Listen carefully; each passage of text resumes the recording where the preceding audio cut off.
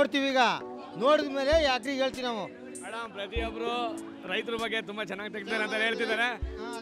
ನಮ್ಮ ಕರ್ನಾಟಕಕ್ಕೆ ಸಾರ್ವಭೌಮ ಶಿವರಾಜ್ ಕುಮಾರ್ ನಮ್ಮ ರೈತ ಬಗ್ಗೆ ಮಾತಾಡಿದಾರಂತೆ. ಅದು ಪ್ರತಿಯೊಬ್ಬರು ರೈತರು ನೋಡುವಂತ ಸಿನಿಮಾ ನೋಡ್ಬೇಕು. ನಾವು ಎಲ್ಲ ಹೇಳ್ತಿದ್ದಾರೆ. ಈಗ ಹೋಗಿದ್ರು ನಾವು ಮಂಡ್ಯದಲ್ಲಿ ಸಿಳ್ಳಿ ತೆಗ್ದಿದ್ರೆ ಆಲ್ರೆಡಿ ಮಾತಾಡಲೇಬೇಕು. ಈ ಸಿನಿಮಾದಲ್ಲಿ ನಾವು ಖುಷಿಯಾಗಿ ಎಂಜಾಯ್ ಮಾಡಲೇಬೇಕು. ಸಾರಿ, ನಮ್ಮ ಸಿನಿಮಾ ಚೆನ್ನಾಗಿದೆ. ಸಿಂಹದ ಮರಿ, ದೊರೆ ಆ ಸಿನಿಮಾಗಳೆಲ್ಲ ನೋಡಿದ್ದೀವಿ.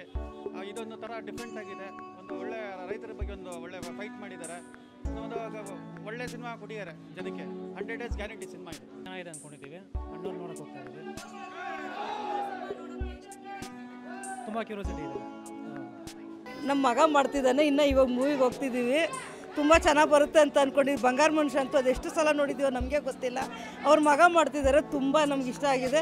ಜೊತೆಲಿ ನಮ್ಮ ಮಗನೂ ಬೇರೆ ಮಾಡಿದ್ದಾನೆ. ಅದೊಂದು ನಮ್ಗೆ ಖುಷಿ. ಇವಾಗ ಅದೊಂದು